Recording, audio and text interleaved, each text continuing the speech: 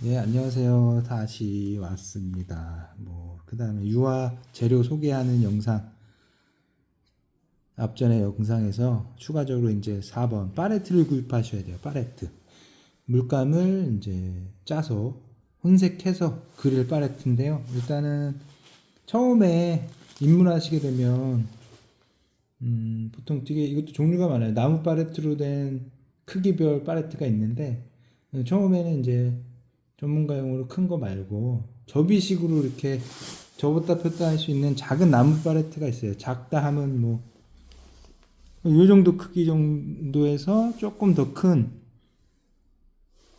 나무 팔레트가 화방에 있습니다. 그거 아니면 인터넷으로 구입하셔도 되고요. 그거를 사시고, 아니다 난 그거 너무 사용하는데 나중에 귀찮을 수가 있어요. 이렇게 유화 물감은 바로바로 이렇게 면천이나 휴지로 이렇게 닦아내야 되거든요. 그거를 그 액체로, 붓바리 액체나 아니면 테라핀이나 이런 속건성 미디움으로 닦아내야 되기 때문에 귀찮을 수가 있으니까, 저는 그럼에도 불구하고 나무 팔레트의 그 이점, 장점이 있어요. 장점이라 함은 나무 팔레트가 혼색 물감을 섞는 데 있어서 그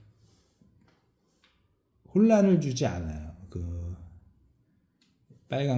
예를 들면 빨강 파랑 섞을 때 보라색을 만들겠다 할 때 그게 나무 팔레트에서 이렇게 혼색되는 게 가시적으로 보여주기, 이게 눈으로 판단해서 할 때 더 민감하게 접근할 수 있어요. 그 나무 팔레트라는 그 색감이나 여러 가지 반사, 투명, 그 반사 팔레트가 반사를 하게 되면 많이 영향을 주거든요. 그래서 그거를 많이 방지하는 게 나무 팔레트. 지금 제가 이 배경으로 쓰는 이 나무, 예, 그런 효과가 있고요. 근데 이제 너무 귀찮으시다 그러면 종이 코팅 팔레트가 현재는 많이 사용하게 되죠. 이거 과거에는 없었는데, 예를 들면 이겁니다.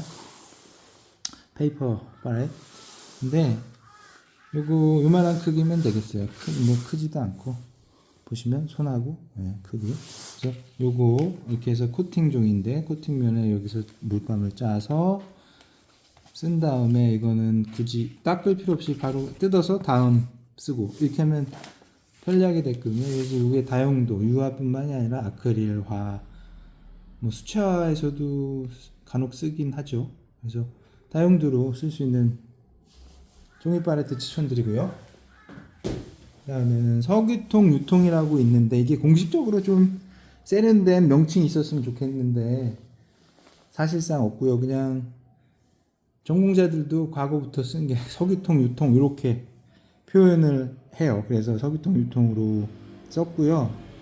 석유통은 한마디로 뭐냐면 과거에는 석유를 담았어요. 정말 거기다 한국 사회가 조금 경제적으로 어려울 때, 예를 들면 80년대, 7, 80년대, 이 당시에는 그거를 붓바리액도 없었고, 붓바리액 발명이라 하면 시중에서 판매된 것도 몇십 년 안 돼요. 20년이나 되려나? 한 20년 정도 되겠네요. 20에서 한 25년 사이가 되고요. 붓바리액이라는 액체가 나온 게. 근데 그 전에 그럼 무엇으로 했냐? 어려울 때는 그 기름을 빨 때 석유로 빨았어요. 그래서 석유통이라는 명칭이 부여된 거죠.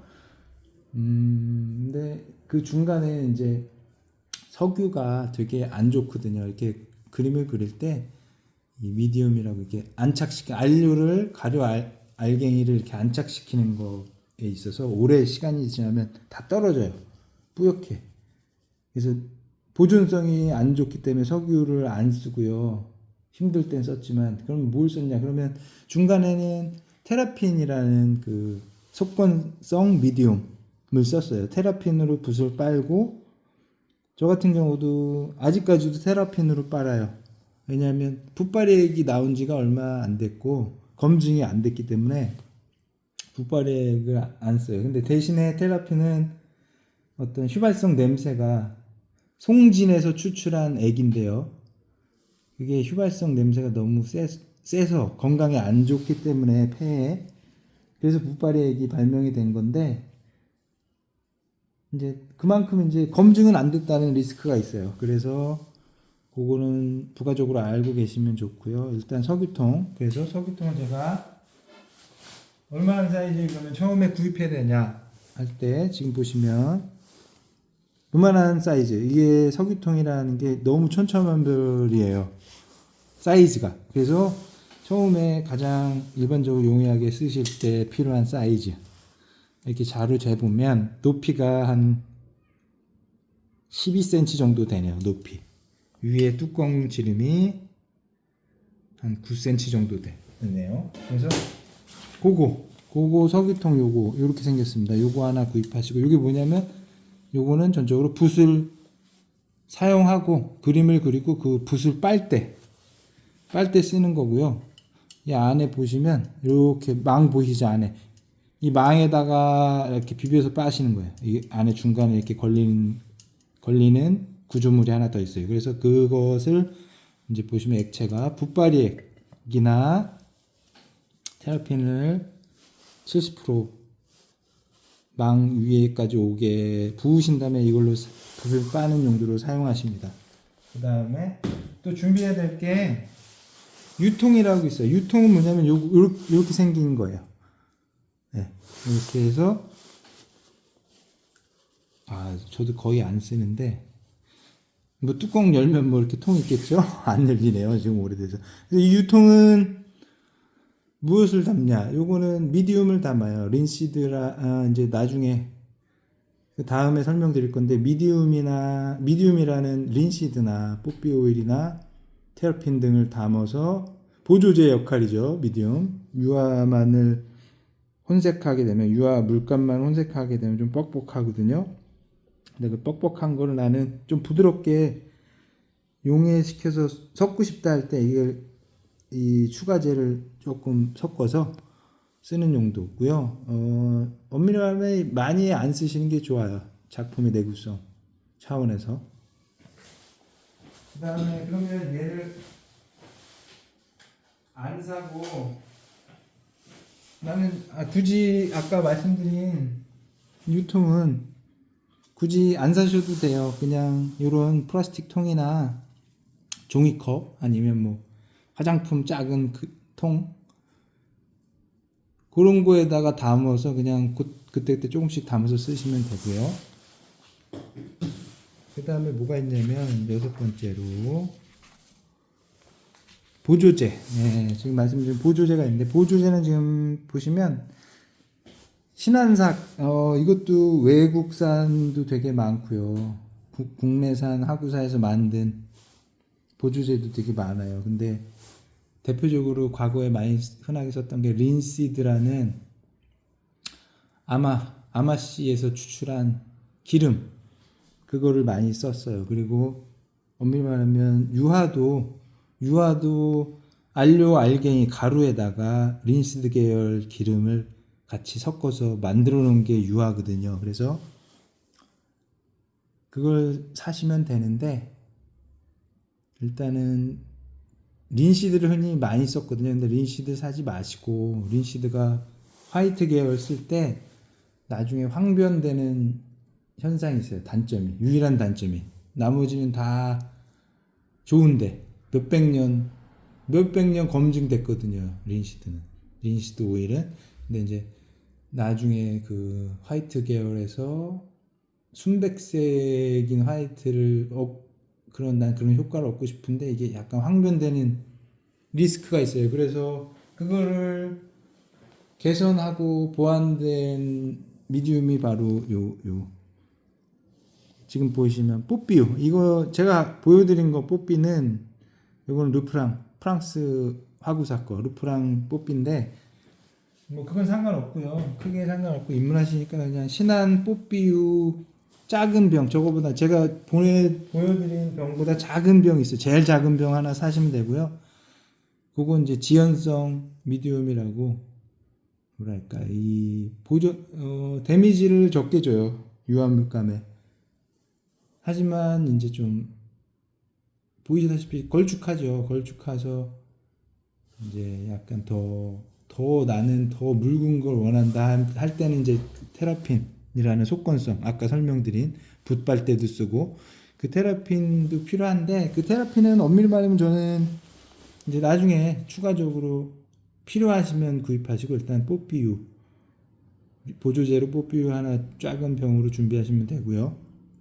그 다음에 붓 세척에 아까 말씀드렸듯이 석유통, 붓 바른 석유통 안에다가 부어서 쓸 붓발이 붓 세척액으로 쓰시면 되고요. 요것도 요즘에는, 과거에는 약간 유성이 있었는데, 주로 유성이었는데 요즘엔 수성 계열도 나왔더라고요. 근데 수성 계열 쓰지 마시고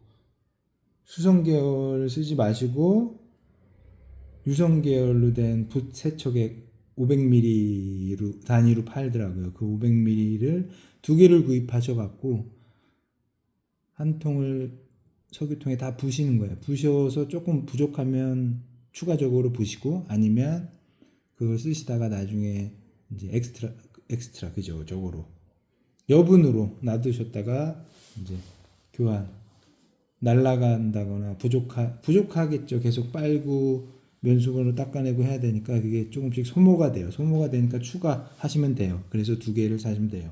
그 다음에 제일 중요한, 뭐 다 중요하지만 제일 중요한 게 이제 캔버스인데, 캔버스는 지금 보시면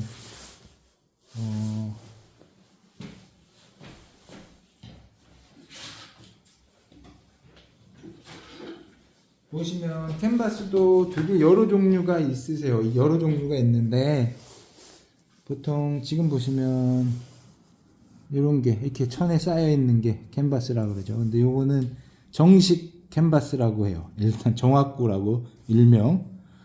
요거는 나무가 재질이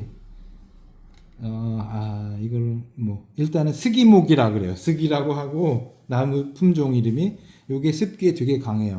그래서 요걸로 쓰는 거거든요. 아마 동아시아 쪽에서 주로 쓰고요.